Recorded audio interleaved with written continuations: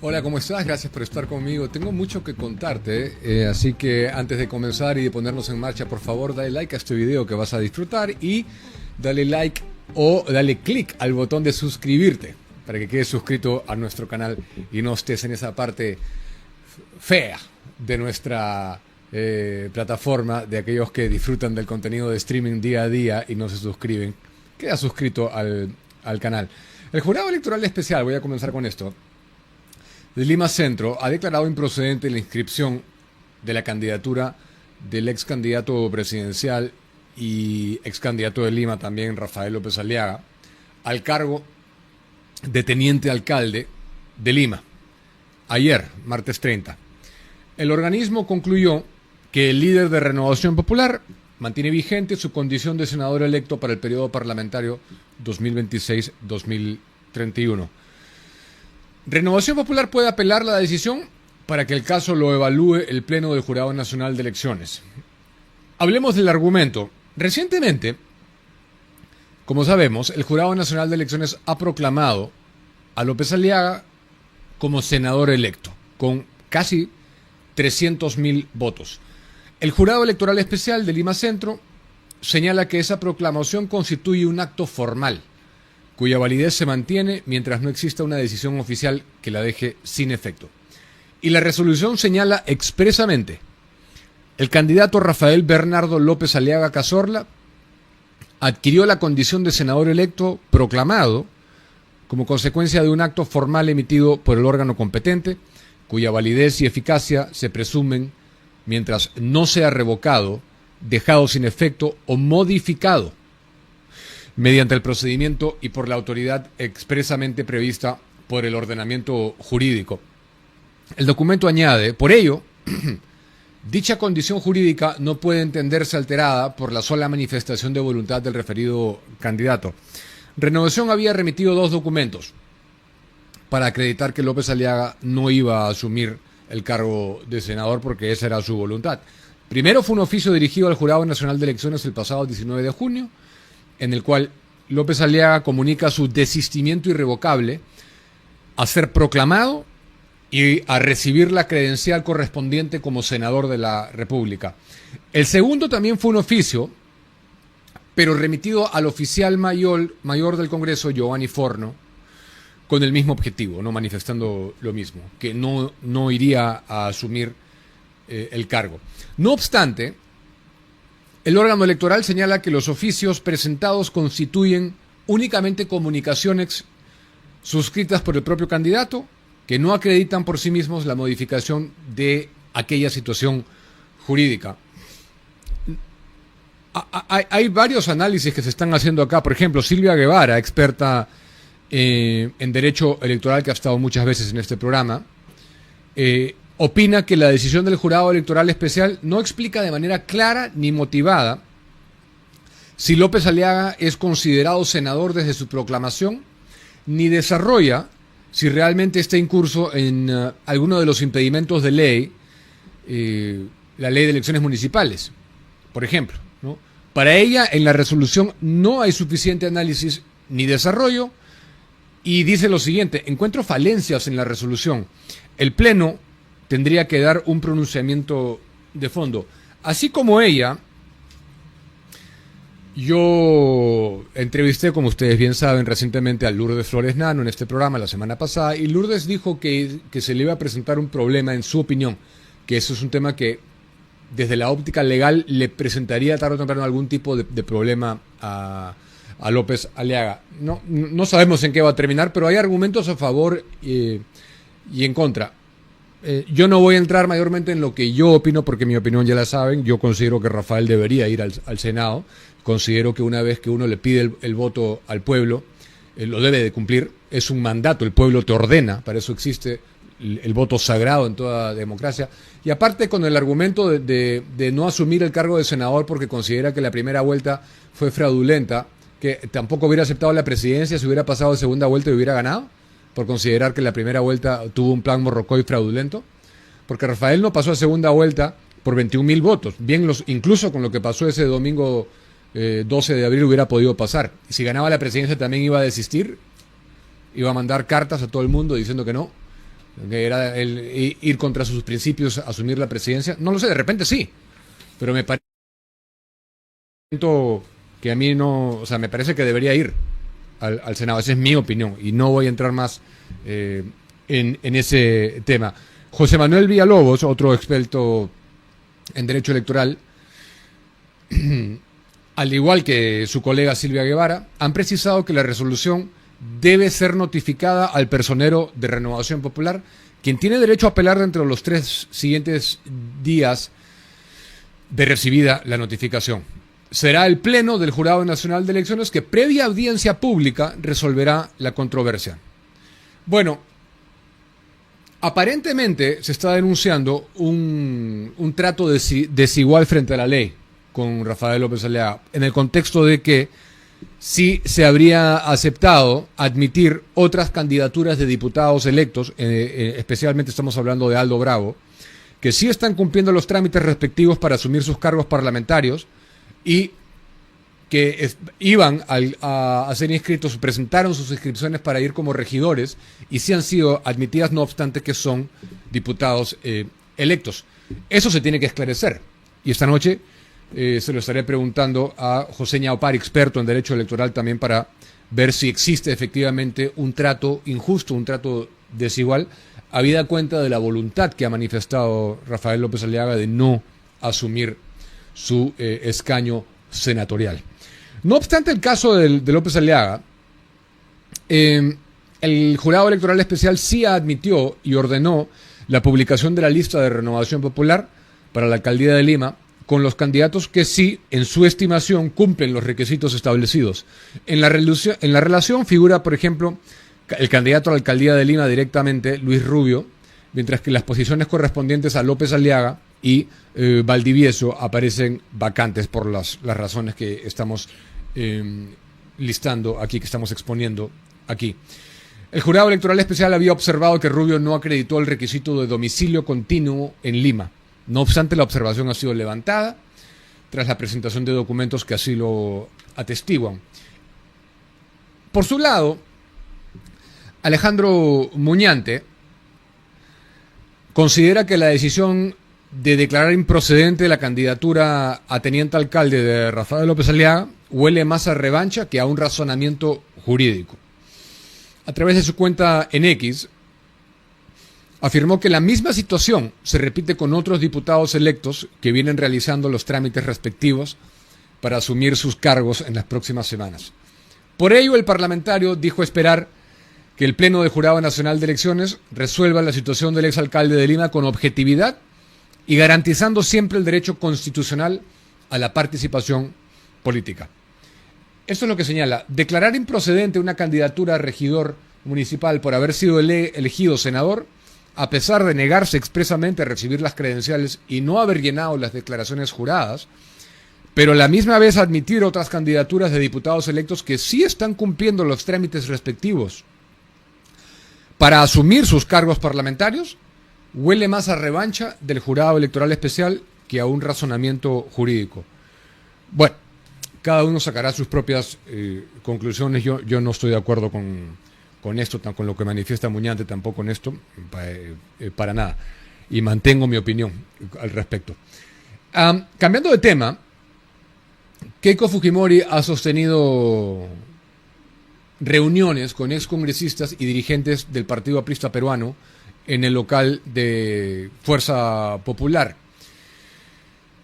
Hasta ese local, ubicado en Guardia Civil, llegó la delegación aprista, encabezada por los exparlamentarios Mauricio Mulder, Jorge del Castillo, Aurelio Pastor y Omar Quesada.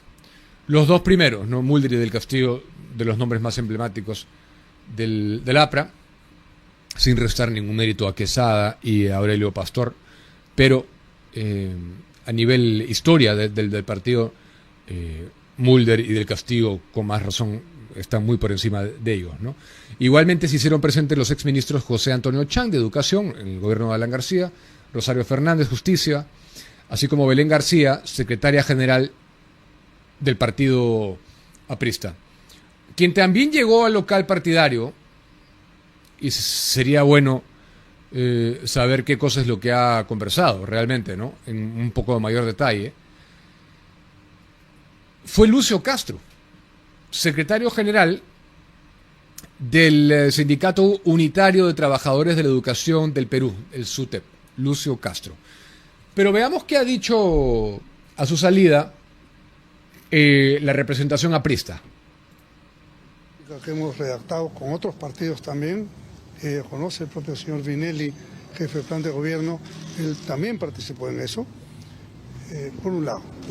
Por otro lado, el tema, sin duda, del fenómeno del niño es una prioridad importantísima, ¿no? Yo creo que ahí también va a tener por todo empeño. Pero yo quisiera hacer vamos a decir, un pedido público me refiero al propio presidente Balcázar. No podemos estar esperando hasta el 15 de julio que se haga la transferencia para formar los equipos de transferencia. Las comisiones de transferencia tienen que ser instaladas ya. ¿Qué es esto de que el 3 de julio proclaman y el 15 entregan? ¿Y en qué momento? ¿Qué pasa si hay un problema más grave en el país? Como por ejemplo el tema del fenómeno del niño. ¿Esto se conversó en la reunión, este pedido referido al señor Balcázar? Yo entiendo que la señora Keiko Fujimori ya ha dicho una opinión en ese sentido, y ha opinado en ese sentido. Además es el sentido común. O sea, que vamos a esperar el 15 para que 12 días después, ¿en qué tiempo se hace la transferencia? Comprendan ustedes que por el bien del Perú, el señor Balcázar debería levantar el teléfono, decirle a la señora Fujimori, no hemos hablado de esto, pero es una opinión, levantar el teléfono y decir, estamos listos todos los ministerios a hacer la comisión de transferencias, se instalan mañana. Esa es la idea central. Si estamos en vivo para Panamericana, coméntenos por favor cuáles son los puntos que se han abordado en esta reunión con la virtual presidenta Keiko Fujimori. Aquí estamos. A ver, seguridad ciudadana, la recuperación económica del país, la salud, la educación, la agricultura, sin duda, el control político de los gobiernos regionales. Toda la corrupción masiva viene a veces de gobiernos regionales y no hay control político. El Parlamento yo creo que debería poderlos convocar. Y por cierto, el tema de la minería ilegal, en fin, todo esto que es parte del orden que hay que reponer. Si es que... adelantar ciertas posturas, usted que estamos en directo para RPP, en torno a lo que está sucediendo. Bueno, le preguntan por la situación de Moquegua con Tacna y este problema limítrofe que ha sido motivo de paralización. Levantaron el paro, ¿no? Bueno, eran las declaraciones de Mauricio Mulder. Y hay un comunicado de Jorge del Castillo, hay un comunicado también que vale la pena compartir, un pronunciamiento en realidad del partido aprista, que dice: conocidos los resultados oficiales emitidos por OMPE al 100% del partido aprista peruano, fiel a su tradición democrática, al respeto irrestricto de la voluntad popular y a su compromiso histórico con la institucionalidad de la República, se dirige al país para expresar lo siguiente: que el soberano pueblo peruano se ha expresado en las urnas, por lo cual saludamos a la señora Keiko Sofía Fujimori Iguchi al haber sido elegida presidenta de la República del Perú para el periodo constitucional 2026-2031, formulándole nuestros mejores deseos de éxito en la conducción de los destinos del país. Expresamos nuestro reconocimiento por constituirse en la primera mujer en acceder democráticamente al más alto cargo de la nación, hecho que representa un momento significativo en la vida política del Perú, reafirmándose la participación femenina en la conducción del Estado. El Partido Aprista peruano ratifica su convicción histórica de que sí es posible gobernar con democracia, crecimiento económico y justicia social para las grandes mayorías. Nuestra experiencia de gobierno constituye una evidencia de que el desarrollo nacional debe ir acompañado de inclusión, estabilidad y oportunidades para todos. En tal sentido, invocamos al nuevo gobierno a fortalecer el sistema democrático, preservar el Estado de Derecho, promover la unidad nacional y recuperar una senda orientada al bienestar de todos los peruanos, especialmente de quienes más lo necesitan. El Partido Aprista peruano ratifica su compromiso permanente con las libertades públicas y el desarrollo del Perú. Bien, la firma presidente de la Comisión Política, Mauricio Mulder, y Belén García Mendoza, secretaria general institucional. Bueno, muy bien, el pronunciamiento del APRA y la reunión que han sostenido con justamente la presidenta electa. Ahora, dijo Lo siguiente, Lucio Castro, vuelvo a esta reunión, ¿no? Que llama la atención. ¿Qué cosa pueden haber hablado, ¿no? Un sindicato, ¿no? El SUTEP, con un fuerte tinte izquierdista, que se reúne antes de que asuma con Keiko Fujimori. Bueno, esto es lo que manifiesta Lucio Castro, que a nosotros no nos ha aceptado nunca, desde la época que estábamos en la televisión, una entrevista. Yo quisiera preguntarle una serie de cosas. Por supuesto que tenemos visiones completamente distintas de cómo lograr elevar la calidad educativa del Perú, ¿no? Y pasa por priorizar no a los sindicatos que tienen fuertes intereses personales, económicos y políticos, sobre todo, sino poner al centro de todo a los niños, a los estudiantes. Consideramos fundamental que la deuda social que se tiene con el magisterio sea pagada y que la compensación por tiempo de servicios, que ya viene siendo reconocida, no sea derogada. Eso es lo que manifiesta. Bueno, el último martes, también hay que decir, ayer Keiko Fujimori se reunió con el ex candidato presidencial por Avanza País, José William Zapata, que ha señalado en su cuenta en X que ambos conversaron sobre seguridad, lucha contra la minería ilegal, el narcotráfico, fortalecimiento de la policía, fronteras, fuerzas armadas, desarrollo de la Amazonía, salud y educación. Bueno, una nutrida conversación ha tenido el general Williams con la presidenta electa. Y escribe el también congresista en la red social X: confío en que su visión de Estado, que desarrollará en el corto y mediano plazo, será fundamental para construir un mejor futuro para todos los peruanos. Es lo que dice el general Williams. Bien que diga, ¿no? Hoy saludé personalmente a Keiko Fujimori tras conocerse los resultados al 100% de la elección. Conversamos sobre los grandes desafíos del Perú, etcétera, etcétera, etcétera. Ahora, hay una entrevista que ha dado, su primera entrevista en realidad, tras confirmarse su triunfo electoral, Keiko, y se trata del ex periodista de CNN, Ismael Cala, que ahora tiene un podcast denominado La Revolución de la Abundancia, The Abundance Revolution, por sus palabras en inglés, ¿no? Es una súper deferencia que le hace Keiko Fujimori a Cala, a un periodista que ni siquiera es un periodista nacional, un periodista peruano. Pero parece que hay una historia detrás. Yo he visto en 10 a 15 minutos de la entrevista, muy agradable, la verdad, un formato distendido. Y hay varios momentos que vale la pena, si estamos hablando de un poco conocer más quién va a ocupar el máximo cargo del país. Por ejemplo, la presidenta electa afirmó que su gobierno buscará diferenciarse del de su padre, Alberto Fujimori, al asegurar que ejercerá una gestión con mayor apego a la institucionalidad y al respeto por el Estado de Derecho. Marcando un poco de distancia ahí, ¿no? Veamos qué dijo. Hay varios momentos que quiero compartir con ustedes. Que Keiko nació para ser una copia mejorada de su padre. Yo siento que tú reclamas ser un original. Entonces, siendo el original que te toca, honrando a tu padre y a tu madre, sí. ¿Qué no adoptas de él? ¿Qué no quieres repetir de él? Mi padre, en su pragmatismo, no fue tan institucional. Y se ven en varias de sus decisiones, en su pésima relación con la prensa, ¿no? En su mala relación con los partidos políticos. Yo soy muy institucional. Absolutamente respetuosa del Estado de Derecho, de la democracia. Estoy en el esfuerzo de construir un partido político formal que perdure en el tiempo, que vaya más allá de mi apellido. Fuerza Popular tiene que ser un legado para mi país. Y esa es una primera gran diferencia. Habrán muchas, seguramente.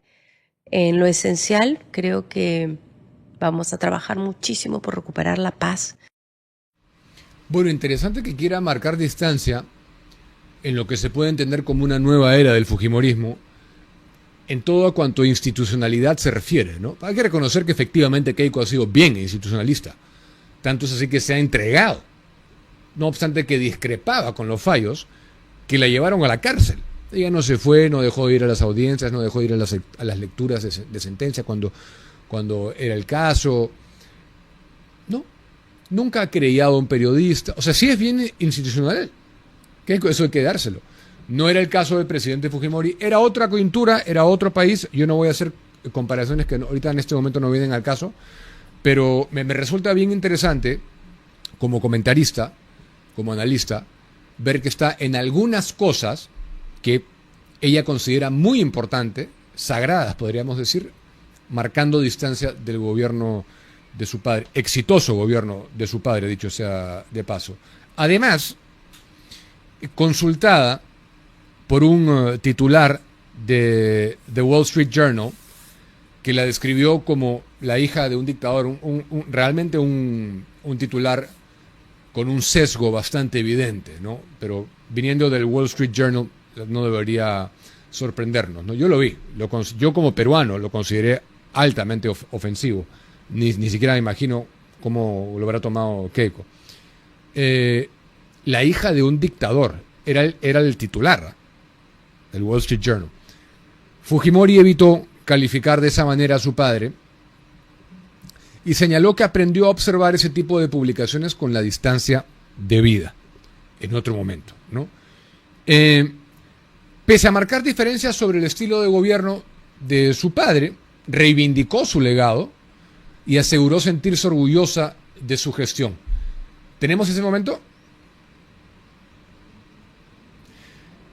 Él sostuvo, el Perú se transformó después de sus 10 años de gobiernos, 1990-2000, con errores sin duda, muchos por supuesto, pero el Perú derrotó al terrorismo, recuperó la estabilidad y el crecimiento económico, sostuvo. Y varias otras cosas más, ¿no? Eso es una cosa resumida. Éramos una Malagua en vías de llamarse país. Éramos inexistentes. Nadie le abría a uno una carta de crédito, nadie tenía patrimonios que poner en garantía, no existía nada, no había un sistema crediticio, acá no estábamos insertados en el mundo de la economía formal, no podíamos pagar la deuda porque Alan García había decidido no pagarla. La violencia terrorista desbordada, se hizo toda una estrategia para pacificar el país, se firmó la paz con el Ecuador, una serie de cosas, ¿no?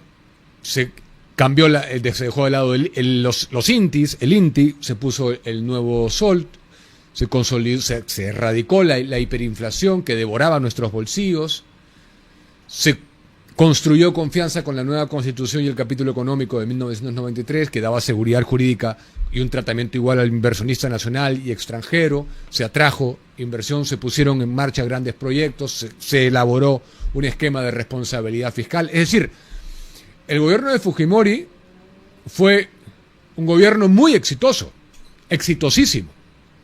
Y ayer, en la entrevista que me hizo Joey Manarino, comentarista político norteamericano extremadamente exitoso y conocido en el mundo digital, ustedes lo deben de saber, me trajo a colación el tema de Bukele. Yo dije que lo que Bukele había enfrentado en El Salvador era un bebé de pecho al costado de lo que había enfrentado el presidente Fujimori en el Perú a inicios de la década de los 90. Un bebé de pecho. Como bebé de pecho es la hiperinflación de Argentina que enfrentó Javier Milei, con la que tuvo como herencia Alberto Fujimori del funesto y desastroso gobierno de Alan García y de Fernando Belaúnde Terry, los dos, un desastre. Y el chino lo sacó adelante, esas dos cosas. Entonces, totalmente de acuerdo con Keiko en esta materia, pero está resumido, ¿no? Obviamente. Afirmó asimismo que siente orgullo profundo, satisfacción y alegría por la labor realizada por su padre y consideró que hoy el Perú es otro y es gracias a él. Absolutamente nadie podría negarlo. Quiero ver, hay otros momentos, vamos con otro momento para comentarlo, por favor. Tenía 15 años, Ismael. ¿Qué sientes que le robó a la niña o a esa adolescente ese ente público? Fue difícil entender cómo se transformaban nuestras vidas por las responsabilidades que mis padres estaban asumiendo. Y fue triplemente más duro porque el Perú vivió épocas de terrorismo, ¿no? Con Sendero Luminoso y el MRTA, y por lo tanto el protocolo de seguridad que teníamos los hijos del presidente era muy estricto. Entonces, yo he podido salir con algún amigo, he podido tener un enamorado, un chico valiente que me invitó a ir al cine, pero tú te imaginas ir al cine y saber que estaba siendo observada por 7 personas, 3 filas Me más imagino atrás. que ni un beso me atrevería yo a dar. Por supuesto, era No, muy porque, difícil. claro. Digamos, la escolta presidencial trataba de darme mi espacio, mi oxígeno, pero hubieron muchos sacrificios, ¿no? Muchos sacrificios, porque a los 19 años, en el medio del divorcio de mis padres, y con el respaldo de mi mamá, asumo un rol mucho más grande que fue ser primera dama del Perú. Todos los periodos. Realmente hay que ponerse a pensar la realidad que vivíamos. Los que no lo han vivido es muy difícil sentir, respirar el aire que respirábamos en ese momento en el 90, en el 91, en el 92. Y claro, cuando ella habla de la escolta presidencial y de la seguridad, no era una seguridad convencional, ¿no? Era medidas extraordinarias para tiempos extraordinarios, porque claro, estábamos en una guerra con Senderos, sin cuartel, ¿no? Y bien podían plantarle una bomba o aniquilarla directamente con ametralladoras, digamos, cercarla, cerrarla, sorprenderla, emboscarla y matar a la hija del presidente de la República. Ese era el contexto en que ella vivió todo eso. Y cuando dice un chico invitarla a un cine y todo, a duras penas algunos cines habían, pero cinemas. Todavía no habían multicines, eso de que hay complejos con 6, 8, 10 salas, eso no existía. Habían cinemas. Orrantia, El Pacífico, uno que otro, cinemas, unos. Pero el Perú era una tierra no había nada acá.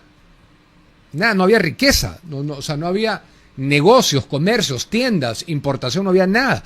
Todo eso comenzó a cambiar con Alberto Fujimori. Por eso es la dosis inmensa de agradecimiento que yo le tengo a Alberto Fujimori. Todo eso lo cambió el chino. Con todas las cosas que le podamos criticar, pero eso cambió con Alberto Fujimori.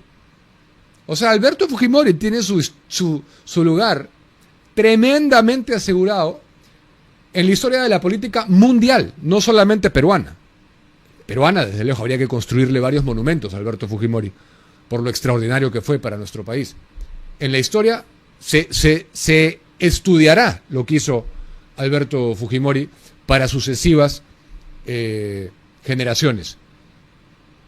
Cuando hablan de lo que hizo Lee Kuan Yew, y que efectivamente Lee Kuan Yew es un referente a seguir, yo soy gran admirador de Lee Kuan Yew, me parece que es el arquitecto y el padre de Singapur. Es un país de menos de 2 millones de personas. Y todo, o sea, lo que recibió Fujimori frente a lo que entregó es una cosa, ya digo, digna de estudio, histórico, a nivel mundial. Luego,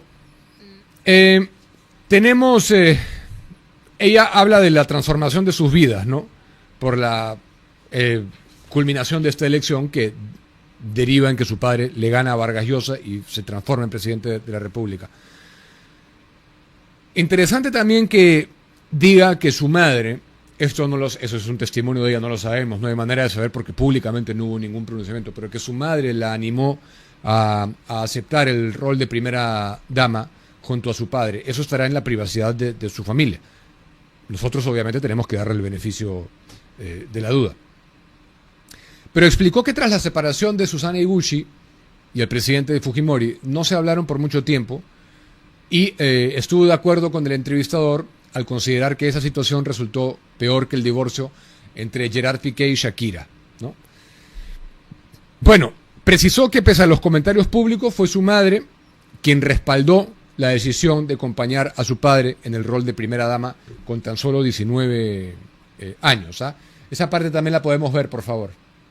Durante muchos años se han dicho muchas narrativas alrededor mío. Y hay muchas leyendas falsas creadas. Y esta es una de ellas.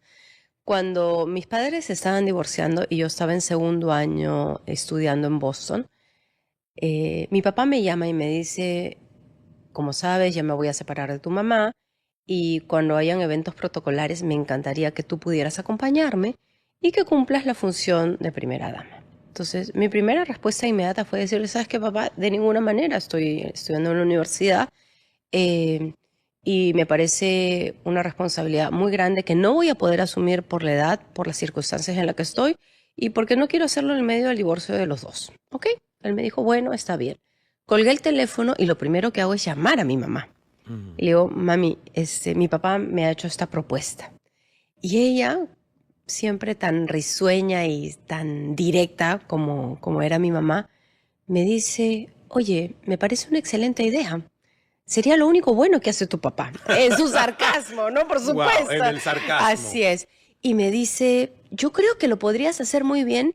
Es una gran oportunidad para ti y para nuestro país. Muy bien interesante, ¿no? La verdad que a mí, yo no sé a cuántos de los que me siguen lo sienten así, pero a mí el decenio 90-2000 me resulta fascinante, desde una óptica de estudio, ¿eh? de política, de estudio en sí. Había mucha mística que tenía el presidente Fujimori.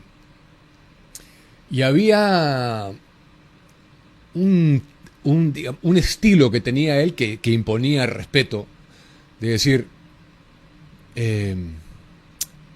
con todo el mundo, ¿no? No le faltaban el respeto así nomás a Fujimori, y un jefe de Estado tiene que ser respetado, así. Sobre todo en países tan desordenados como el Perú, ¿no? Como el nosotros. El presidente de la República encarna a la nación y se le respeta. Fujimori tenía una suerte de aura alrededor de él. Era un tipo muy carismático, extremadamente carismático, muy analítico, muy mental, y aparte al que no había mucho acceso. Yo recuerdo cuando las cámaras de Aloy Gisela, en los 90 claramente, su camarógrafo logra acercarse al carro, le pone el micro y le dice, pide un saludo para Gisela, y el presidente Fujimori le dice un saludo para Aloy Gisela, y luego fue al programa, ¿no? Y era toda una celebración desde el set haber logrado ese acercamiento, porque no era así nomás, ¿no? O sea, se cuidaba mucho el presidente Fujimori. Eso no quiere decir que él no era cercano a la gente. Un presidente que se paseaba en bicicleta y se iba por todo el Perú. Pero me refiero entrar a la burla, al accionar cachaciento, a la falta de respeto, eso no. Con el chino no corría eso, y muy bien. Es una de las cosas que más me han gustado a mí de Fujimori, que ahora se necesita tremendamente. Entonces, bueno, le da la venia Susana Iguchi a su hija, le parece una excelente idea, por ella, por la oportunidad que constituía y por nuestro país, y aceptó finalmente de Keiko, que se encontraba en Boston cursando sus estudios. 19 años, ¿eh? Cuando le hizo ese pedido su padre. Bueno, y también ha hablado, desde luego, como era obvio que se lo iba a preguntar Ismael Cala, sobre su reciente divorcio de Mark Vito, ¿no? Y la decisión de priorizar su rol como madre y presidente ahora, política antes y presidente, afirmando que afrontará el mandato sin un primer caballero. Fue muy, muy revelador, y yo les recomiendo que vean esa entrevista, que Cala dijera que habían seguido mutuamente sus carreras, ¿no? Keiko como política seguía a Cala desde los días de CNN, y Ismael Cala como periodista seguía a Keiko en su actividad política, y se encontraban en uno que otro evento, tienen varios amigos en común, han contado, y en uno de los eventos Cala le dijo hace un tiempo, ¿no? Hace no mucho tiempo, pero hace algún tiempo atrás, le dijo, será pues en el último año, ¿no? Año y medio, y se encuentra con Keiko en un evento y le dice Keiko que quería escribir o algo así, y él le dice que se guarde porque iba a ser presidente. Primero vas a ser presidente, tú vas a ser presidente. Y se lo dijo determinadamente, y Keiko le responde, sí, tú crees una cosa así, no será contigo a la tercera la vencida, pero será la cuarta, tú vas a ser presidente. Bueno, y aparentemente no se equivocó, porque así terminó ocurriendo. Bueno, ¿hay más de la entrevista o ya no? Eso es todo. Ok.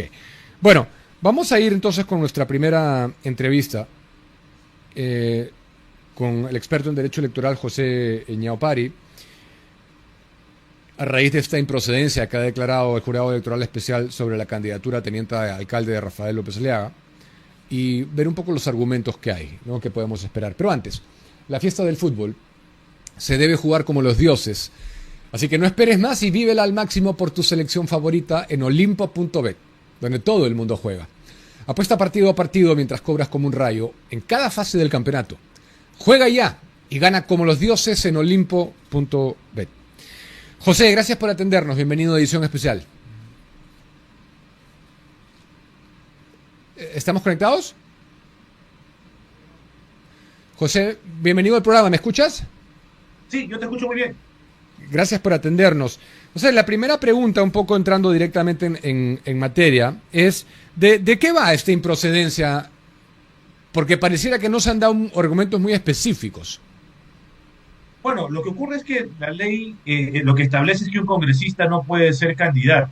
Entonces, bajo la lógica que ya había deslizado el Jurado Electoral Especial cuando declara inadmisible la solicitud, lo que le pregunta a López Aliaga es, oye, tú eres un congresista electo, ¿cuál es tu estatus actual? Porque un poco le recuerdan en la etapa de inadmisibilidad, oye, tú has presentado unos documentos, ¿no? Pero eres congresista electo, ¿cuál es tu estatus actual? Y lo que termina replicando la organización política es, yo ya comuniqué al jurado que no voy a recibir la credencial, yo ya le comuniqué al oficial mayor que no voy a juramentar. Entonces el jurado especial dice, bueno, de acuerdo con tus documentos, pero lo cierto es que el día de hoy tú sigues siendo congresista y la ley impide a los congresistas postular. Por lo tanto, declara improcedente en primera instancia tu candidatura al cargo de primera región, con lo cual esta decisión es pasible de ser apelada ante el Pleno del JN. Ok, entonces, no sé si esto ha pasado antes, pero está en una suerte de terreno gris, ¿no? Es que ahí más que el terreno gris, al final del día, ¿cómo determinas el alcance del término congresista, por decirlo de alguna manera? Por la ley simplemente te dice, un congresista no puede postular. La pregunta es, ¿estamos hablando del congresista electo, del congresista proclamado o del congresista juramentado? Porque la norma te dice a secas congresista, no le agrega un adjetivo adicional. Y como no le agrega, el JI ha dicho, bueno, para mí es congresista electo, te eligieron el 12 y el 13 de abril, te proclamaron antes, ya te proclamaron, no hay mayor discusión. Lo que tendrá que pelear eventualmente López Aliaga, o en este caso el partido político arriba, es si es que le van a mover el estatus para el efecto del impedimento, porque son dos cosas distintas. Una cosa es el hecho que él decida no juramentar, que es un tema vinculado a la relación de López Aliaga frente al Congreso, y otra cosa es el hecho de López Aliaga candidato, que está en el marco de las elecciones regionales y municipales. Son dos procedimientos que van a correr en paralelo. Finalmente va a tener que existir qué documento para que pueda inscribirse como candidato a teniente alcalde de López Aliaga. Lo que ocurre es que acá no es tanto un tema de documento, mi estimado Diego, sino fundamentalmente cuál va a ser la interpretación que le dé el jurado al impedimento que está en la ley, porque él no va a dejar de ser congresista electo. Entonces, no solamente electo, sino electo y proclamado. O sea, eso es un tema que un documento no lo va a cambiar, al menos ahora, ¿no? Por eso es que justamente yo hacía referencia a la cuestión de tiempos y a procedimientos distintos. Porque, claro, me explico. O sea, si este tema se hubiese planteado en agosto, el escenario era distinto. ¿Por qué? Porque en agosto tú ya hubieses tenido, digamos, a un Senado que sí, ahí sí hubiese tenido que responder a este pedido que hace López Aliaga de coger el antecedente a nivel municipal, porque esto no está regulado a nivel legal. En el ámbito municipal decir, ya, como yo no juramenté al cargo, entonces que llamen al que viene. Ya, y en tanto que llamen al que viene, yo pierdo el estatus de autoridad en tanto que convocan al que viene.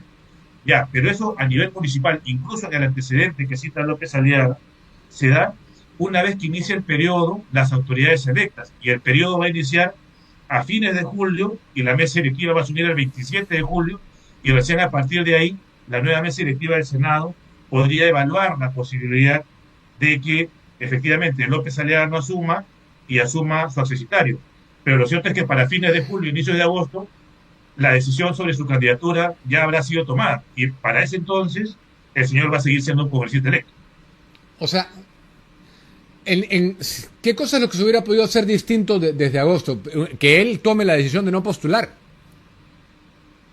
Claro, tal cual está el cronograma ahorita, sería no postular. Si hubiésemos estado en agosto, y en agosto ya hubiesen, digamos, convocado a Salón Vázquez, él ya hubiese perdido ese estatus que al día de hoy tiene y que va a tener hasta que el Senado no decida qué cosa hacer con el hecho de su no juramentación. Ok. Lo que preocupa acá es que me parece que esto abre una puerta delicada, ¿no?, en el sistema democrático. Yo considero que el voto es un mandato que te da. Me parece que es un tema bien sensible y que se está tomando por un sector como un juego de, bueno, hoy sí me provoca, mañana no, hago lo que me da la gana, me voy para acá. Entonces, ¿en qué va a quedar esto realmente? ¿Cuál es el enfoque que le deberíamos dar? Yo personalmente creo, y tomando en consideración, aunque son 5 los que van a tener que seguir, no solo el presidente, pero las respuestas que dio el señor presidente del jurado cuando le preguntaron sobre el tema, es que van a seguir planteando la lógica de que el señor López Aliaga es congresista desde el día de la elección. Ya el Tribunal Constitucional, cuando analizó un caso de la exclusión de una persona después de la elección, dijo que uno se convertía en autoridad el día de la elección y que la proclamación era un acto meramente formal, como bien menciona maestro, el respeto a la voluntad popular, lo que bien refieres. Por lo tanto, yo creo que a nivel de su candidatura a la primera regiduría, lo más probable, salvo que el jurado cambie de criterio, es que no prospere.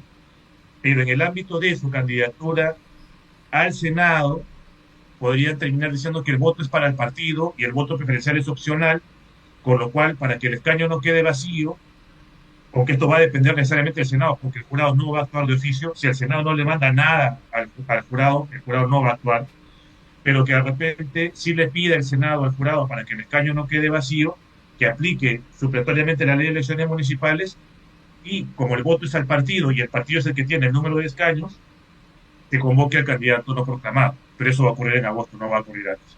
O sea, lo más probable, si tuvieras que decir, porque esto se ha apelado, tengo entendido que lo han apelado, pero lo más probable es que no prospere su candidatura a teniente alcalde. Si me ciño a lo que dijo el TC en el caso Xavier Fetel, si me ciño a las respuestas que dio en su momento el presidente del jurado hace 1 o 2 semanas, yo diría que lo más probable es que no prospere. Que no prospere. Ok. Ahora, de un sector de su partido de Renovación se está denunciando un presunto trato desigual frente a la ley por el caso de Aldo Bravo, que es diputado electo y también iba como regidor y sí se aceptó su postulación. ¿Hay algún trato desigual frente a la ley? Bueno, sí es cierto que el señor Aldo Bravo está postulando, que ya ha sido electo, como bien mencionas, diputado, y lo han admitido, sí, ahí habría un trato desigual, pero el error no genera derecho, es lo que correspondería, si es que ha sido admitido, es que alguien plantee una tacha. Claro. Y en el marco de la tacha salga bajo esa misma lógica. Claro. Aunque en el caso de Bravo ya tiene sus credenciales y él va a estar en la Cámara de Diputados. Es polémico, ¿no?, el tema, porque siento que abre una puerta que puede sentar un precedente delicado. Claro, lo que ocurre es que, y ahí es también importante, maestro, gracias por esa consulta, porque una cosa es renunciar y otra cosa es no jurar. Jurídicamente no es lo mismo. Entonces, el cargo es irrenunciable, pero lo que tú podrías hacer es no terminar jurando al cargo. Claro, en el ámbito municipal, lo que te genera es, ya, como no juro, llamo al que viene, pero tampoco es la idea, ya, como a nivel municipal ocurre, entonces también lo voy a hacer a nivel regional y a nivel nacional. Eso no es algo que debiera abrirse una puerta, como mencioné. Aparte, una especulación que hago yo es que López Aliaga dice que él no quiere aceptar sus credenciales de senador porque tiene procesos en curso con los organismos electorales, como reclama lo que pasó el domingo 12 de abril. Pero, todos ya fueron resueltos. ¿Perdón? Todos ya fueron resueltos. No hay nada pendiente a nivel de la primera elección. Claro, entonces él sostiene eso. Entonces yo digo, si hubiera ganado la presidencia, porque solamente se quedó 21.000 votos de estar en segundo lugar, pero digamos que hubiera pasado en segundo lugar y ganaba la presidencia, ¿tampoco la hubiera aceptado porque tenía procesos en curso y como reclamo? Claro, ¿no? Ahora, y encima yo también me pongo en un supuesto que lo deslizas también tú, mi estimado maestro, y es que, ¿qué ocurre si ya? Que le dejen postular, pero que su partido no gane. ¿Él va a aceptar ser el regidor número 23? ¿O ahí también va a decir, no, bueno, como no quede, como mi partido no ganó, ya tampoco juramento? porque Claro. es una posibilidad también. Sí, bueno, hay mucha gente que lo sigue a él, que sí lo está apoyando. Hay mucha gente que ha votado por él que no apoya este procedimiento. Yo sí soy de los que cree que el voto popular es un mandato que te ordena si se lo ha solicitado. Pero en los siguientes días, es decir, ¿cuándo crees que esté resuelto esto con palabra final? Bueno, yo he visto que la apelación todavía no, bueno, al menos todavía no han cargado la apelación, pero esto en máximo 2 semanas debe estar resuelto. Máximo. 2 semanas. Sí. Bueno, estaremos atentos. Es un tema, como te digo, polémico, que concita mucha atención y que nosotros tenemos que cubrir no solamente por el tema político, sino por el precedente que pueda a futuro sentar. Así es, totalmente de acuerdo. Claro que sí. Gracias, José. Siempre muy amable por tu A ti, tiempo. a ti, Bien. buenas tardes. José Ñaupari con nosotros, experto en derecho electoral, ha estado en edición especial. Y la verdad que sí es un tema bien polémico, hay que decirlo. Ahora, recordarte que en el Perú la minería puede y debe ser una oportunidad para todos. El Consejo Nacional de Minería promueve una minería con verdadera inclusión, formal y sostenible, donde todos los peruanos tengan la posibilidad de crecer y aportar al desarrollo del país. ¿Quieres ser parte de este cambio? Escribe a incorporaciones@conademi.pe y a compliance@conademi.pe. Conademi, construyendo juntos una minería para todos los peruanos. Bien, amigos, seguimos con el programa y está conmigo mi siguiente invitado de esta noche, el señor Carlos Díaz Rocío, colaborador de Keiko Fujimori en esta etapa y ex asesor, como sabemos, del presidente Trump. Bienvenido. Hola Diego, buenas noches. Bueno, ha pasado un tiempo desde la última vez que hablamos.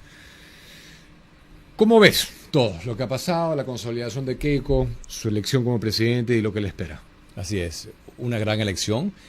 A ella la veo muy tranquila, con mucho temple, esperando con mucha prudencia que oficialmente la declaren presidenta electa, pero ya sabemos obviamente que al haberse contado todos los votos, ya va a ser la próxima presidenta del Perú. Y ahora tiene el gran reto de unir a un país profundamente dividido. Lleva ya décadas dividido, y ahora el reto es poder demostrarle a todos los peruanos, los que votaron por ella y los que no votaron por ella, que va a ser la presidenta de todo el Perú. ¿Qué posición tienes con ella? Es decir, ¿cuál es la relación profesional que tienes con ella? Soy amigo de ella, no soy asesor oficial de Fuerza Popular o de la campaña. Mucha gente lo ha dicho, soy amigo de ella, ella trabaja conmigo en el centro que dirijo en Miami, y va a trabajar hasta que tome posesión. Después obviamente no va a poder continuar por 5 años porque la Constitución se lo prohíbe, tiene que dedicarse 100% a su labor como presidenta, pero vengo aquí como amigo de Keiko. O sea, no hay ninguna relación en una dimensión profesional formal. Profesional formal, de parte del centro sí, trabaja en el centro todavía. De parte de la campaña, como empleado de Fuerza Popular o de la campaña, no estoy aquí. O asesor formal de no me ella. están pagando para hablar a favor de ella. Hablo a favor de ella en muchos medios porque creo que va a ser una presidenta excepcional. La conozco muy bien, sé lo mucho que quiere el Perú y la gran labor que va a hacer, pero no vengo formalmente como vocero ni de Fuerza Popular ni de su campaña. ¿Te ha ofrecido algún tipo de posición en la administración? No me ha ofrecido De ninguna. asesor, nada. Y tampoco hemos conversado del tema, ¿no? Ok. ¿Qué impresión les quedó a ustedes en el Adam Smith Center de ella como docente? Extraordinaria. Buena. Extraordinaria, no solamente buena. Tenemos el privilegio, y no quiero hablar de otros profesores porque todos son muy buenos, pero sin duda alguna te diría la mejor. No solamente por su compromiso, se prepara con un nivel de detalle impresionante, un gran compromiso con sus estudiantes y la mejor profesora que tenemos, sin duda. Y eso que los docentes son gigantes, todos. Son ¿no? todos gigantes. Son todos pesos pesados. Ella es parte de un grupo en donde casi todos son expresidentes. Sí, claro. Y son extraordinarios todos, pero yo creo que ella se distingue por el esmero que le pone a sus clases y por la profundidad de las enseñanzas que tiene. Acuérdate que ella ha tenido que pasar por muchísimo, ¿no? Lleva ya 30 años en la vida pública y ha pasado por todo. O sea, ella es chancona, como le decimos acá. Muy chancona. Muy chancona para preparar. Se prepara, estudia, hace su labor con un nivel súper minucioso. Ahora, yo recuerdo haber hablado contigo, no sé si este año o el anterior, y yo, más allá de una ola y chao, recién he conocido a Keiko en este año. Y tú me decías que considerabas que no se sabía realmente cómo era ella, que la Keiko tras bastidores no es la que la prensa reportaba. Y yo he sentido también algo de eso, hay que decirlo. Y yo creo que en esta campaña por primera vez se está viendo la verdadera Keiko. Muchos hablan de la nueva Keiko. Esta nueva Keiko es ella. Ella es una persona encantadora, simpática, accesible. Sencilla. Muy sencilla, muy humilde. Ella podía haber cantado victoria. Ella podía haber dicho que por fin, después de 4 elecciones, llega. Y lo ha hecho con mucha humildad. Todavía, a pesar de que ya sabemos que va a ser la próxima presidenta, porque ya todos los votos se contaron, como no ha sido formalmente declarada por el jurado, la ves con mucha prudencia. Yo creo que eso dice mucho de ella. También es una persona muy divertida, con un gran sentido del humor. La han visto bailando en la campaña. No es show, es ella. Es una mujer divertida, simpática, carismática. Y yo sé que no es la imagen que tiene porque la prensa ha hecho una labor extraordinaria de ponerla como alguien muy diferente de lo que en realidad es. En algunas cosas me gustaría a mí algunas posturas más firmes. Yo soy de una derecha más dura que ella. No obstante que creo se va a abrir una oportunidad histórica para el país. Y hablando de posturas firmes, una de esas ventanas históricas creo que es la cercanía que puede lograr con la administración del presidente Trump. Así es. Y no solamente con el presidente Trump, se están alineando todos los países de la América Latina. Si vemos las elecciones en la América Latina de un año para acá, absolutamente todas han sido ganadas por candidatos de derecha o de centro derecha. Lo hemos visto en Argentina, en Chile, en Bolivia, en el Ecuador, ahora recientemente en Colombia, en Honduras. País tras país ha sido ganado las elecciones por candidatos mucho más alineados a los Estados Unidos, a lo que podemos llamar derecha o centro derecha. Yo creo que va a formar parte de este gran grupo de presidentes. Vamos a ver qué pasa en Brasil ahora, la gran elección que falta todavía. Pero se está alineando la América Latina a una postura mucho más de derecha. Ahora, eso no quiere decir que la gente ha votado por candidatos de derecha porque ideológicamente el continente se ha ido a la derecha. No, lo ha hecho porque la izquierda ha fracasado rotundamente en sus propuestas. Y si la derecha no da resultados, lo mismo va a pasar en las próximas elecciones, del otro lado. Así que ahora es un péndulo muy claro en la América Latina. El mapa se ha pintado de rojo, azul, de rojo y ahora poco a poco azul. Y ahora el gran reto de los candidatos de derecha o de centro derecha, como quieras llamarlos, es dar resultados y que la gente sienta que su presidente, en este caso su presidenta, está resolviendo sus problemas, porque yo creo que el votante de a pie no es un votante particularmente ideologizado, es un votante que quiere resultados y la derecha ha fallado mucho en no tener una narrativa que llegue al corazón del votante. Sí, bueno, yo creo que si estas políticas públicas se ponen en curso, va a llegar a los sectores más humildes y más populares y serán los más convencidos. Y tiene que ser, porque para que la derecha pueda seguir ganando espacios, tiene que demostrar resultados y la gente sencilla, la gente pobre tiene que sentir que esas políticas públicas funcionan y que dan resultados concretos. Me llama la atención que ¿por qué el presidente Trump no la ha felicitado aún? Bueno, el secretario de Estado ya mandó un mensaje directo a Keiko. Yo me imagino que el presidente Trump va a dar ese mensaje a Keiko. ¿Público? Sí. ¿Marco Rubio? Yo no lo he visto. Marco Rubio, sí. Anoche mandó un mensaje, ayer mandó un mensaje en público. Yo me imagino que el presidente Trump está esperando que formalmente sea proclamada como presidenta electa. Pero ya el secretario de Estado anoche públicamente la felicitó y Keiko le respondió a ese mensaje de felicitación, al igual que el embajador. Me llama la atención cuánto crees que ha influido haber cerrado el caño llamado USAID en nuestro continente. Sí. Porque curiosamente se cierra el caño y la derecha comienza a ganar elecciones. Sí, mira, no hay duda que hay muchos proyectos que financió USAID que favorecieron a los países de la región, pero muchos otros le hicieron mucho daño. Vemos que fueron proyectos ideologizados, proyectos que eran verdaderamente ofensivos para muchos de los votantes, de los ciudadanos de cada uno de los países donde fueron implementados esos proyectos, y había que limpiarlo, había que hacer una transformación, que es lo que ha hecho el presidente Trump. Ahora, podemos discutir si fue demasiado lejos, si había que cerrarlos todos o solamente unos cuantos.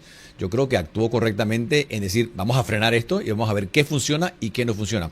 USAID no ha frenado todo Quedan todavía un 20% de los proyectos que continúan dentro del marco del Departamento de Estado de Estados Unidos, pero yo creo que sí había que limpiar todos estos programas que le han hecho mucho daño a la América Latina. Por supuesto. Ahora, he visto que has declarado algo que... ¿qué habré dicho? A mí me genera una cierta confusión. Dice que se puede tener una política de mano dura implacable contra el crimen sin violar los derechos humanos de nadie. Así es. Dices que la firmeza no tiene por qué ser antidemocrática. Así es. En eso estoy de acuerdo, en lo último. Pero ¿te parece que el foco la preocupación de Keiko debería estar en no violar derechos humanos de nadie? El enfoque tiene que ser en erradicar el problema de seguridad. Así es. Un problema muy serio que tiene el Perú, y ella ha dicho claramente en la campaña que ese va a ser una prioridad para su gobierno. Ir con mano dura, y mucha gente me ha criticado por utilizar la frase mano dura, no hay de otra. Tienes que ser implacable en contra del crimen. El crimen organizado, el crimen de calle, tienes que ser implacable. Y siempre he dicho que obviamente tiene que ser dentro de un marco democrático, respetando los derechos de todos, pero los derechos que la gente no habla usualmente, sobre todo la izquierda, no habla de los derechos de las víctimas, ¿no? Les encanta a la izquierda hablar de los derechos del criminal. No, hablemos de los derechos del ciudadano de a pie que tiene que salir, que tiene que tener confianza de salir en la calle y que no sea asaltado o secuestrado. Esos son los derechos que tenemos que enfatizar. Ahora bien, no podemos tener un sistema en el que el acusado, solamente por ser acusado, sea considerado culpable.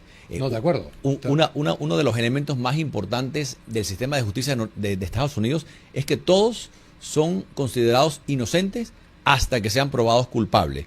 Eso hay que preservarlo. Ahora bien, tenemos que enfatizar mucho más los derechos de las víctimas e ir con mano dura, implacable en contra del crimen. Y creo que es lo que va a hacer. Porque un nombre recurrente en esta campaña, no solamente de este año, sino del anterior, es Bukele. Así es. Y todo el mundo le reclama y después vamos a estar con estas narrativas de no, yo respeto los derechos y ya no puedo ejecutar planes así, como lo hizo su padre, exitosamente. Sí. Entonces, yo pienso que ella no debería caer en esas narrativas de gente que no es afín a ella y que quiere hacerla pisar el palito. Así es. Y no lo va a hacer. No ha pisado el palito en la campaña, no va a pisar el palito en el gobierno. Es muy disciplinada, pero sabe que los peruanos votaron por ella en gran parte porque quieren que resuelva el desorden que hay en el Perú. Esto de 8 presidentes en 9 años no es normal. Esto de que la gente salga con miedo a la calle. Se solucionó en los 90. El enemigo en ese momento era el terrorismo, ahora es el crimen organizado, crimen de calle, y creo que lo va a hacer, y lo va a hacer con mucha seriedad, pero siempre dentro del marco institucional, porque es una mujer muy, muy institucional. Y se lo ha dicho a Ismael Cala, que es una distancia que ella marca de su padre. Y es cierta, no solamente un discurso de campaña o de transición, así es. Sí. Bueno, hoy ha sido un día de reuniones. Sí. Se reunió con el general Williams, buena reunión, la delegación del APRA. Sí me llamó la atención que se reúna con Lucio Castro, secretario general del SUTEP, un fuerte, digamos, gremio representante de la izquierda dura. No sé qué podría tener que hablar en esta etapa con Keiko. ¿Sabes algo de eso? No sé de los detalles de la conversación que tuvieron, pero sí sé que está total y absolutamente comprometida con esta idea de ser presidenta de todos los peruanos. Ella está consciente de que casi la mitad de la población no votó por ella y que por lo tanto tiene que hacer esfuerzos para que esa mitad se sienta representado. Eso no quiere decir que se va a negociar en todos los temas, eso no quiere decir que las políticas van a ser tibias. Yo creo que aquí no hay espacio para políticas tibias. Tienes que ser contundente en todo lo que haces y creo que no va a ser la excepción, pero sí tiene que mandar una señal muy clara de que no va a gobernar solamente para la mitad del Perú. Esa me llama la atención, esa reunión, porque si hace lo que ha ofrecido hacer, si quiere elevar la calidad de la educación de los niños, va a tener que reducir el poder de gremios como el SUTEP. Sin duda, sin duda. Enfrentárselos. Y si ves el debate presidencial, el debate de segunda vuelta, dio unas palabras bastante interesantes en el tema de educación. Va a ser una prioridad para ella, sin duda alguna. Hay que hacer una reforma del sistema de educación muy, muy profunda y eso obviamente va a afectar a los sindicatos. Si creemos que los sindicatos existen para el beneficio de la educación, muchos dudan eso, obviamente, pero si creemos que un sindicato existe, un sindicato de educación, para mejorar la calidad de la educación, eso es precisamente lo que va a hacer ella. Tratar de que las escuelas sean lo mejor posible. Ha prometido 5.000 escuelas, 3.000 que va a renovar y 2.000 que va a construir, pero no solamente es construir escuelas, sino reformar la currícula para que refleje lo que el estudiante peruano debe de aprender como ciudadano del siglo XXI. Claro, esta fue la que más me llamó la atención. Yo no sé, no hay detalles en la prensa de lo que se ha hablado. Y te lo pregunto en el contexto de tender puentes. Sí. Todo el mundo dice tender puentes y yo creo que el discurso es bastante más fácil que la acción. ¿Cómo se puede tender puentes, por ejemplo, con gente que está de la facción de Sánchez? ¿Qué puentes puedes tender? Claro, y una cosa es tender puentes con Sánchez y con el círculo de Sánchez, y una cosa es tender puentes con los votantes. Nos guste o no, me guste o no, casi la mitad de la población votó por él. Su propuesta de gobierno o sus propuestas de gobierno que cambiaban a cada rato eran incoherentes, no estoy de acuerdo con ellas, pero casi la mitad de los peruanos votaron por esa opción y por lo tanto va a tener que presentar un plan que le resuelva los problemas también a esa mitad de la población. Y yo estoy convencido, no todos van a favorecer su gestión. No va a tener un 100% de aprobación, obviamente, pero yo creo que mucha gente que votó en contra de ella, mucha gente que no votó por ella, cuando vea que hay resultados, cuando vea que se están construyendo escuelas, hospitales, puentes, carreteras, cuando vea que la inflación se ha mantenido como está, que hasta ahora Perú es un modelo internacional, sobre todo en la América Latina, de estabilidad macroeconómica, cuando vea que las inversiones están llegando, cuando vean que la criminalidad está bajando, yo creo que le van a dar el beneficio de la duda y van a decir, no voté por ella, pero está haciendo una buena labor. Desde hace un tiempo atrás, yo me acuerdo que tú me comentabas que Keiko te parecía la mejor candidata. Sin duda. Mediados del año pasado, por ahí. Todos. Estamos incluyendo a López Aliaga, Carlos Álvarez, Belmo, sin duda. Todos. ¿Por qué te parecía la mejor opción del sector, bueno, de todas, ¿no? Pero sobre todo de la derecha? Por muchas razones y obviamente tengo que admitir que hay un sesgo porque la conozco muy bien, hace años que la conozco, es amiga, no tengo la misma relación que tengo con ella, con ninguno de los candidatos, así que es una comparación un poquito desigual, pero yo creo que fui uno de los pocos que se leyó los 34 planes de gobierno, que me tomé el tiempo, sin ser peruano, de poder entender qué presentaba cada una de esas opciones de izquierda y de derecha. Y en el caso de Keiko me parecía no solamente que tenía la mayor coherencia, sus ideas, su plan de gobierno, sino tiene la preparación. Ella lleva ya 30 años en la vida pública preparándose para este momento. Ella nunca ha sido presidenta, lo ha intentado varias veces, pero tiene una preparación que nadie más tiene. Tiene un carácter, un temple, una personalidad que creo que es muy apropiada para un cargo de tal peso. Toma decisiones con mucha calma, con mucha prudencia, evalúa todas las opciones, no está sujeta a un grupo de personas que le dicen lo que quieren oír.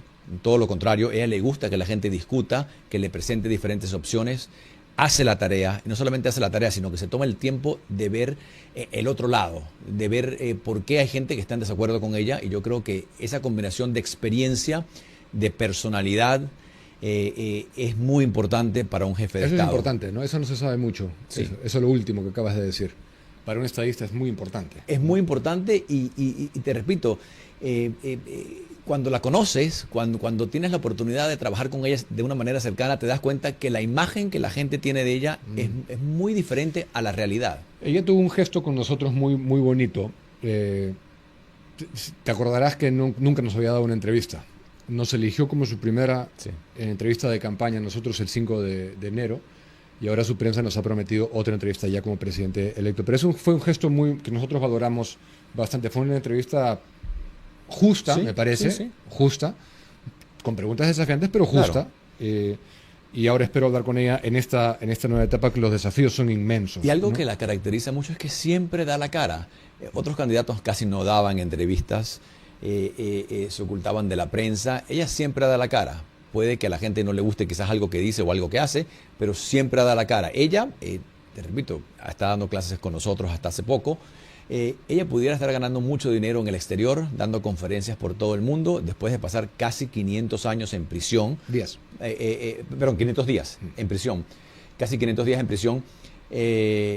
Podía haberse retirado de la política. Se podía haber ido a Estados Unidos o a cualquier país del mundo a pasársela bien y a ganar plata. No, ella decidió quedarse en el Perú, dar la cara y luchar por unos principios que ella considera son los adecuados para sacar al país adelante. Y eso creo que merece mucho crédito porque tiene una tenacidad, una perseverancia que creo que es digna de admirar. Hay otro gran tema, que es un tema muy importante para mí por lo que he cubierto y lo que he padecido también, que es el tema de China. Sí.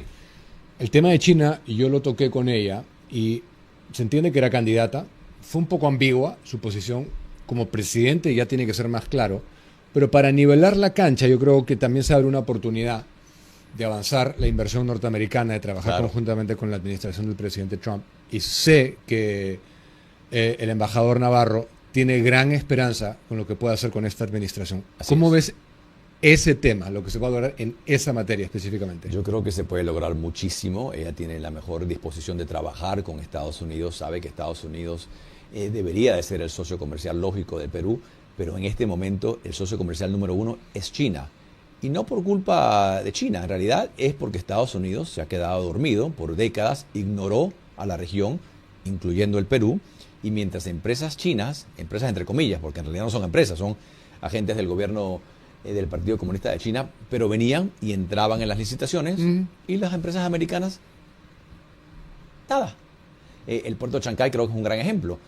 Lo construyó una empresa, y repito, entre comillas, una empresa china, porque ni una empresa americana, ni siquiera una, entró en esa licitación. Y ahora que tenemos a un embajador político, que es cosa rara para el Perú, usualmente son de carrera, diplomáticos, y no por criticarlos, pero un embajador de carrera dibuja dentro de las líneas, no se sale del guión que le da el Departamento de Estado. Este es un embajador político, amigo personal del presidente y aún más del secretario de Estado, empresario, que viene con todas las ganas de hacer que las empresas americanas vean al Perú como una opción atractiva. Ahora, a diferencia del embajador chino, por ejemplo, que puede hacer que su gobierno obligue a estas empresas a invertir, el embajador americano no puede hacer eso. Las empresas americanas toman su decisión porque consideran que es un mercado atractivo. Lo que tiene que hacer ahora Estados Unidos es dar incentivos fiscales a empresas norteamericanas para que vean a Perú como ese mercado atractivo, y el Perú obviamente tiene que dar las condiciones básicas.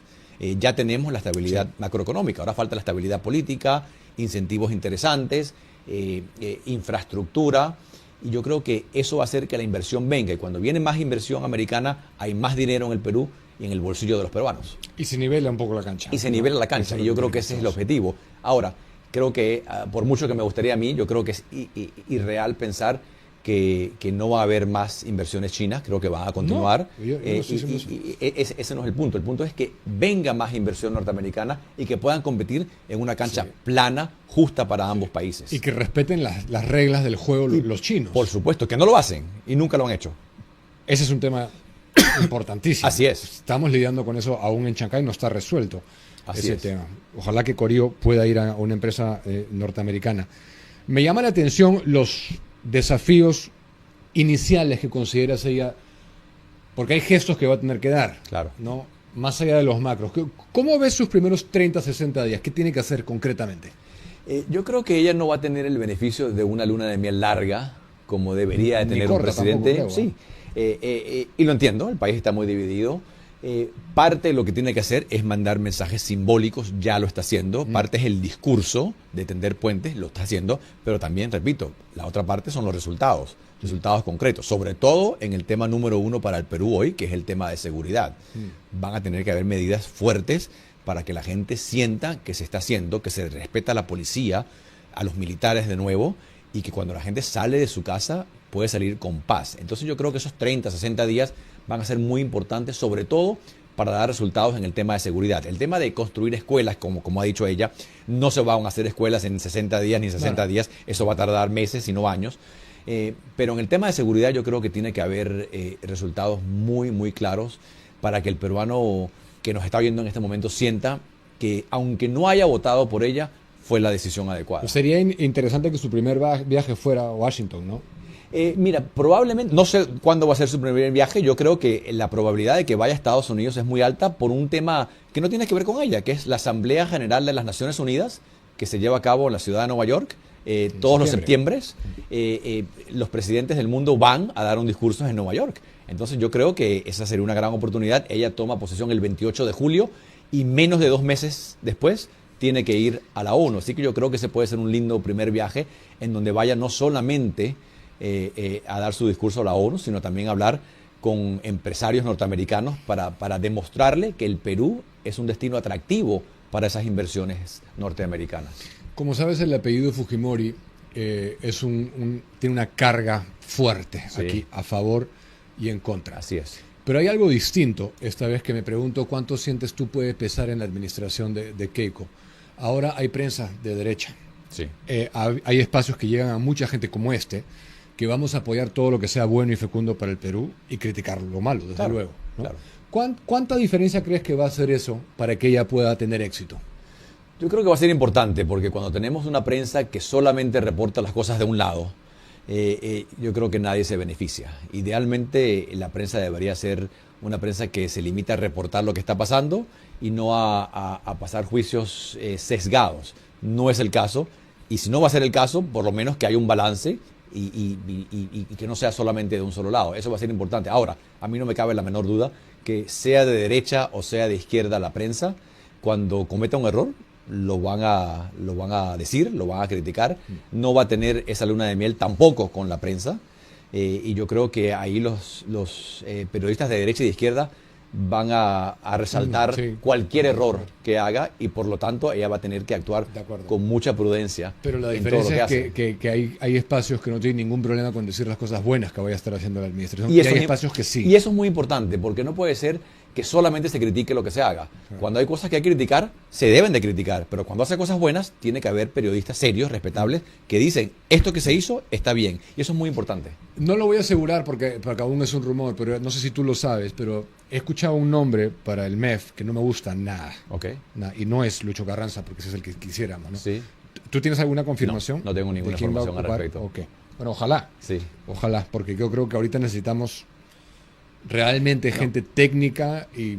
Y lo ha dicho que va a tener un gabinete amplio, no van a ser todos de Fuerza Popular, pero también hay algo que es importante resaltar. Un presidente necesita un equipo técnico con experiencia, que sepa lo que está haciendo sin duda, pero también necesita un equipo alineado con su visión. Por supuesto. Yo lo vi con el presidente Trump, estuve 4 años en el gobierno y vi cómo habían el equivalente a ministros, secretarios que estaban en contra de él, que hacían todo lo posible por socavar la voluntad del presidente. Y socavaban la voluntad porque pensaban que estaban salvando el país del presidente Trump, con gran arrogancia. Al que lo eligieron fue a él.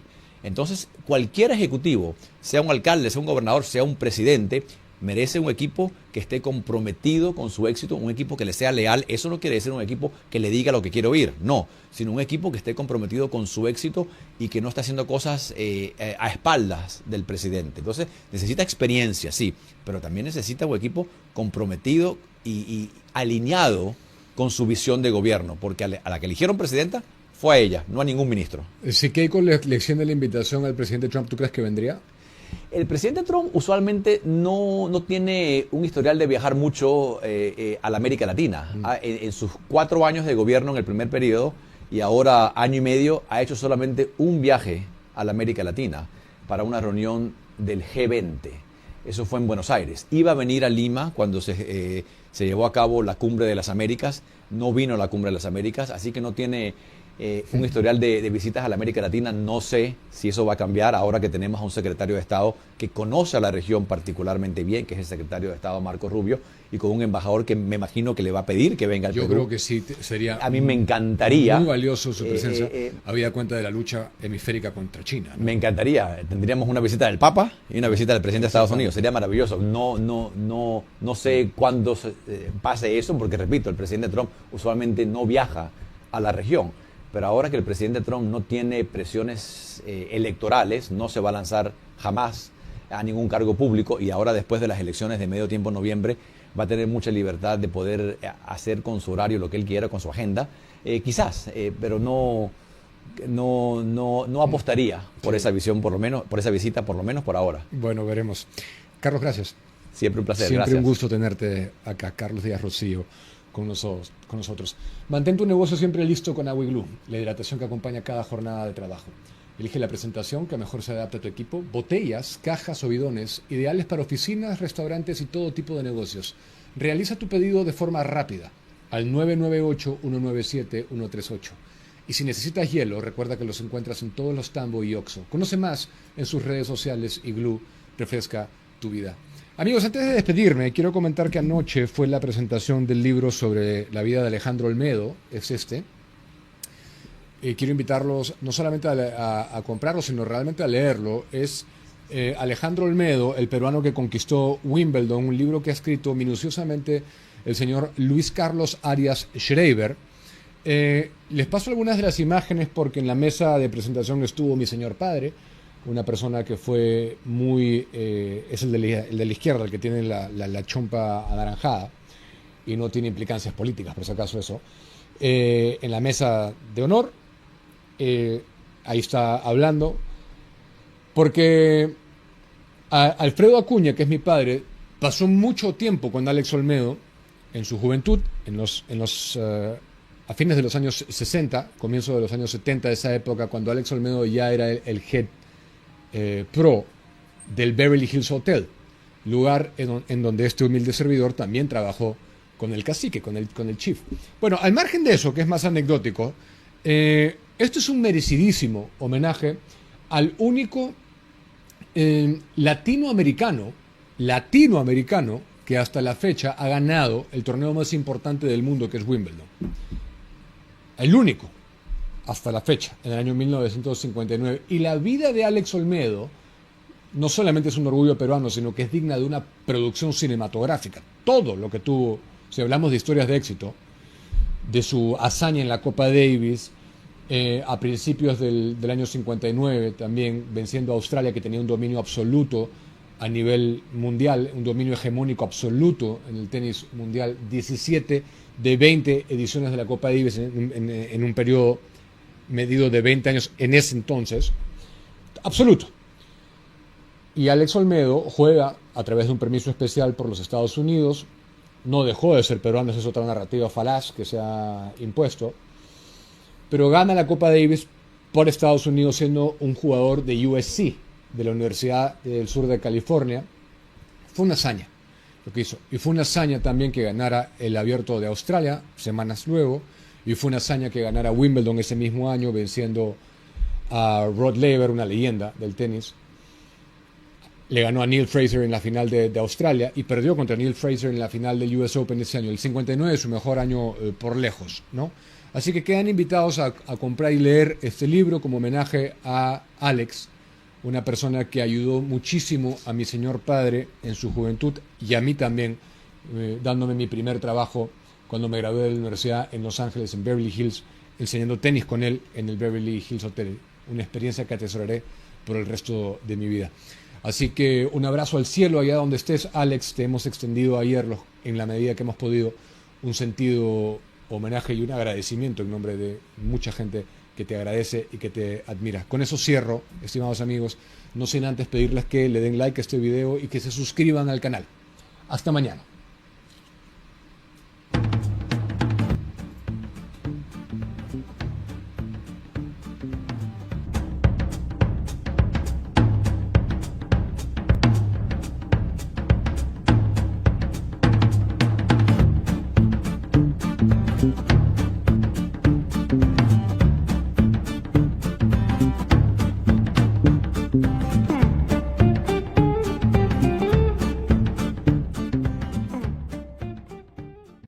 Gracias por estar con nosotros. Si te gustó lo que viste, dale click al botón de suscribirse abajo para que no te pierdas ninguno de nuestros clips y episodios completos.